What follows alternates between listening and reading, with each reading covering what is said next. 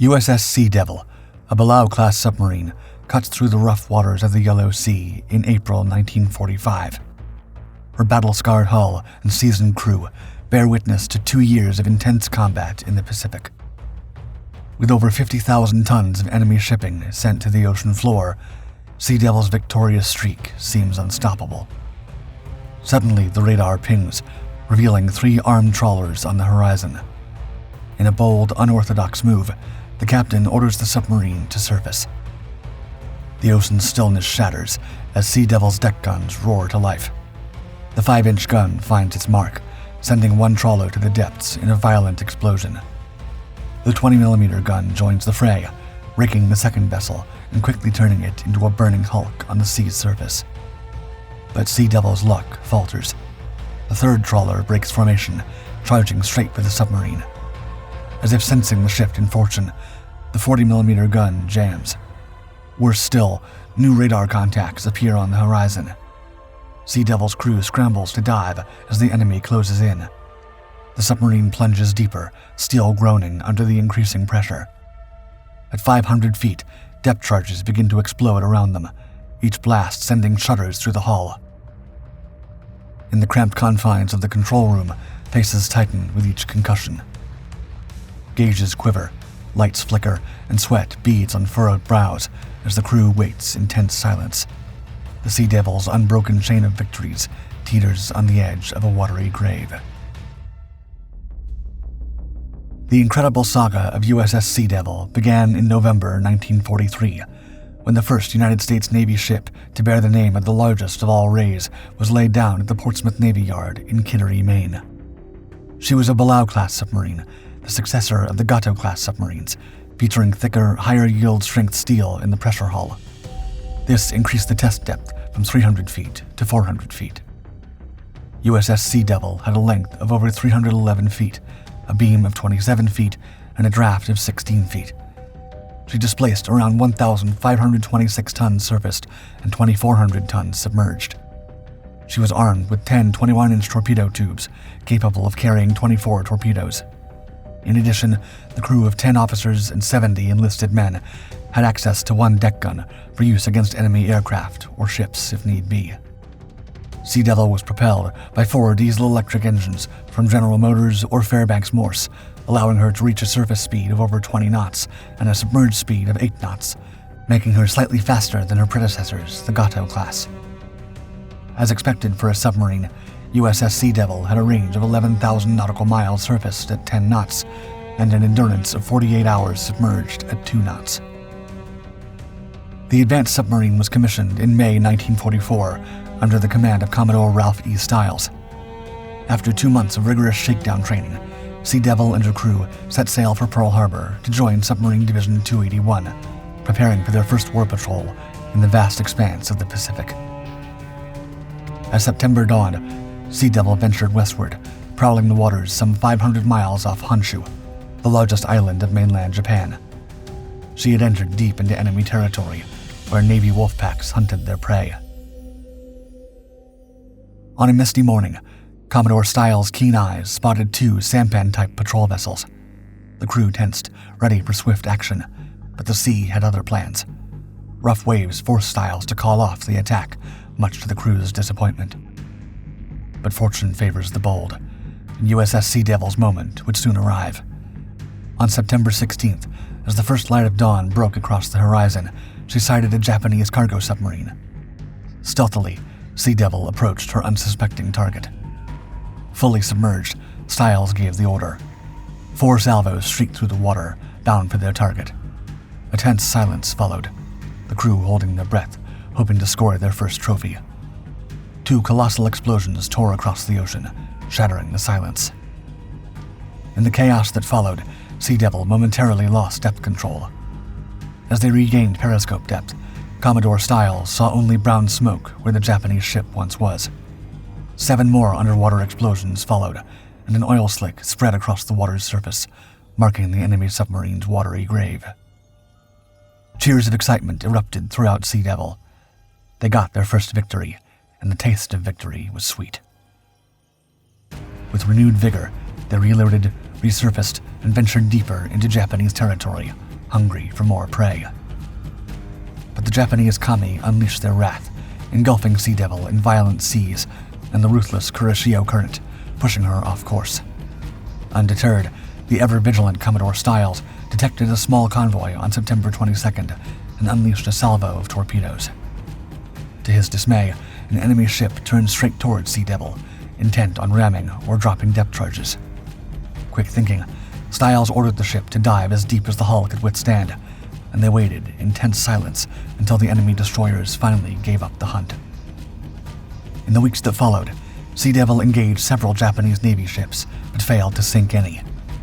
As October waned, she arrived at Majuro for a refit, before setting course for the treacherous waters of the East China Sea.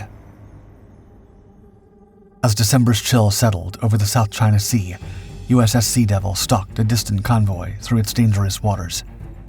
Just before the stroke of midnight on December 1st, her radar pinged a promising target, a larger convoy escorted by several warships.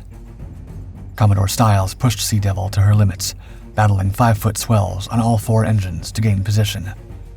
In the early hours of December 2nd, Sea Devil altered course, closing in on her prey. Suddenly, a massive wave crashed over the bridge, sweeping the starboard lookout off his feet and flooding multiple compartments. Seawater invaded the control and engine rooms through the conning tower, but remarkably, the submarine suffered no significant damage or electrical outages. As the night wore on, Sea Devil maneuvered into an ideal attack position. Her radar revealed a tantalizing array of targets, 11, possibly more. Yet the poor weather and limited visibility thwarted any chance of a surface attack under the cover of darkness. Styles and the crew waited patiently. Minutes crawled by, and then danger struck again. A floating mine materialized, less than 100 yards off the port bow. Sea Devil's crew reacted swiftly, swinging hard to starboard. The ship submerged to approach the convoy's vulnerable port flank. As the hours ticked by, even the moon abandoned the hunters, disappearing behind thick cloud cover. Periscope observations grew increasingly complex. Time seemed to stretch endlessly as a Japanese escort passed dangerously close, its sonar ping searching for hidden threats.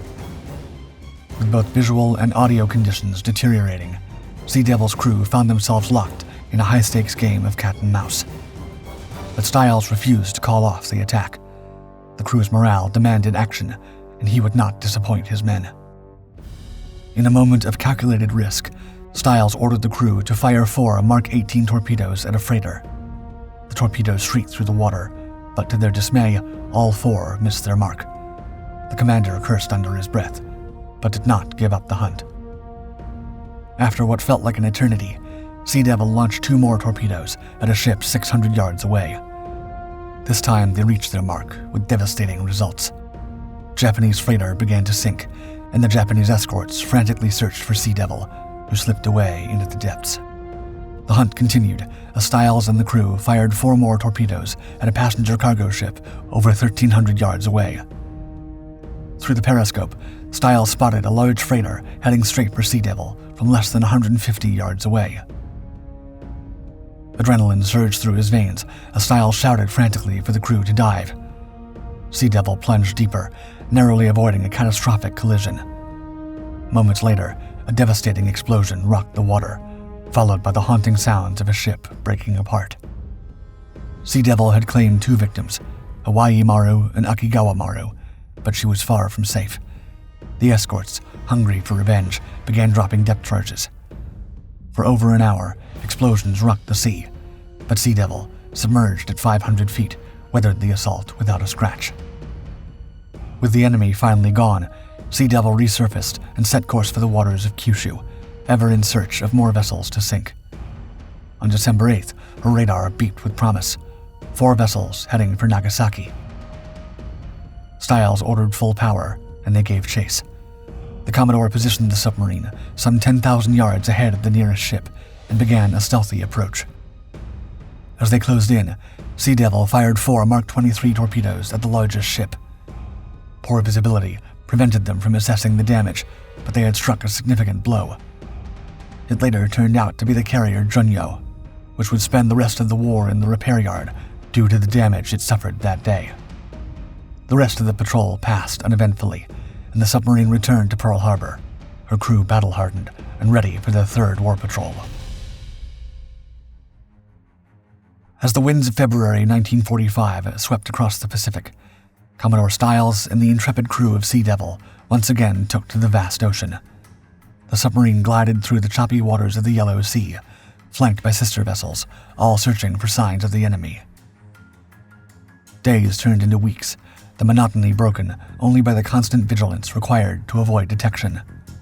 In a heart-stopping moment, Sea Devil narrowly evaded a Japanese submarine hunting group, her crew holding their breath as the enemy passed by, oblivious to their presence. Later, as if to prove her worth, Sea Devil encountered a minefield.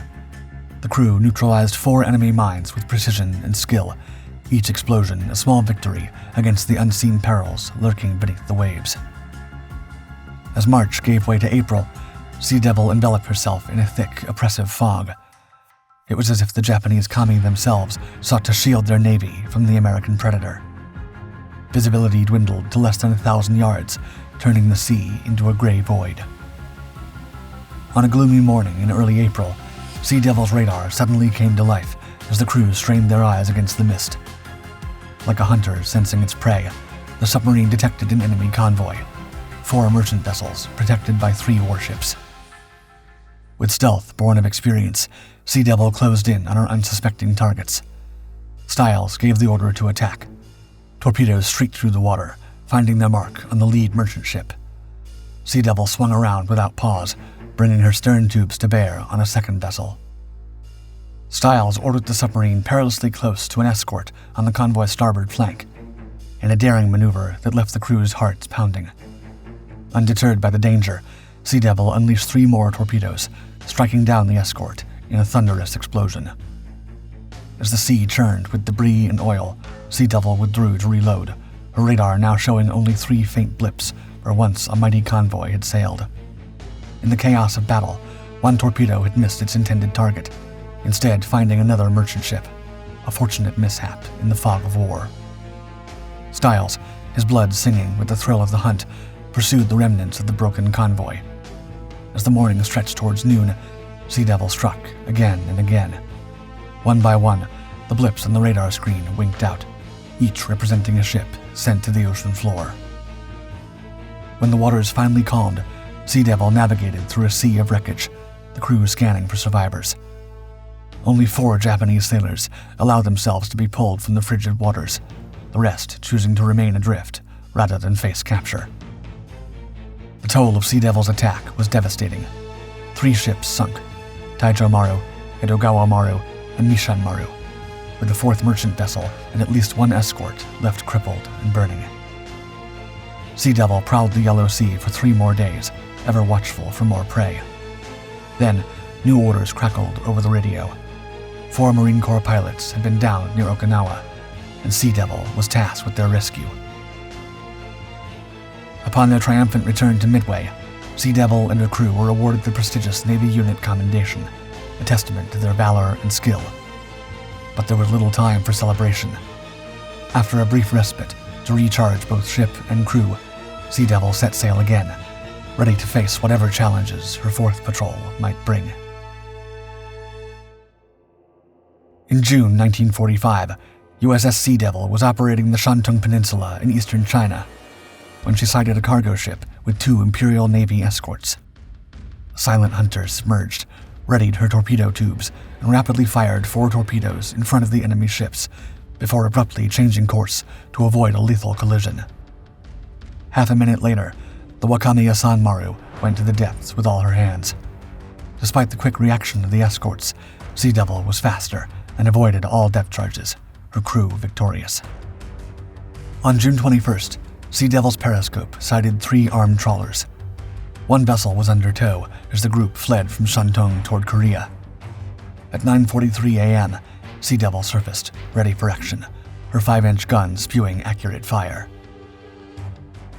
Seconds later, the volume of fire increased, with her 40 and 20mm guns pouring round after round at the enemy ships. The crew's precision paid off when the towed trawler succumbed to the barrage, slipping beneath the waves. The 2nd ship was left burning, with the third escaping the battlefield and leaving behind her companions. The victorious American crew rescued 3 survivors from the frigid waters and changed course in search of new hunting grounds. Worsening weather prevented Sea Devil from hunting enemy ships, and she was instead ordered to rescue downed U.S. air crews over the northern Ryukyus and southern Kyushu. Following her 5th and final World War II patrol, USS Sea Devil returned to Pearl Harbor in September 1945. The Axis powers had been defeated, but a new adversary was emerging: the Soviet Union. Throughout 1946, Sea Devil conducted training operations in Hawaii and the Far East, honing her crew's skills for potential future conflicts. In May 1947, she underwent an overhaul at Mare Island before returning to Hawaii for exercises with Task Force 71. As tensions with the Soviet Union momentarily eased in the Pacific, Sea Devil was decommissioned in 1948 and placed in inactive reserve. However, peace in the region was short-lived. On June 25, 1950, North Korean forces surged across the DMZ, overwhelming American and Allied positions. Sea Devil was swiftly recommissioned and prepared for combat. Despite her readiness, she saw no action in the Korean peninsula and was decommissioned again in 1954, nearly a year after the armistice was signed.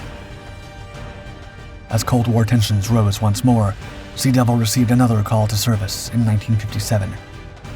She conducted training operations off the coast of Southern California, preparing for a conflict that never came. By 1964, more advanced submarines had rendered Sea Devil obsolete. In a final act of service, the submarine that had earned 5 battle stars during World War II was sunk as a target off Southern California, concluding nearly 2 decades of duty across 3 major conflicts.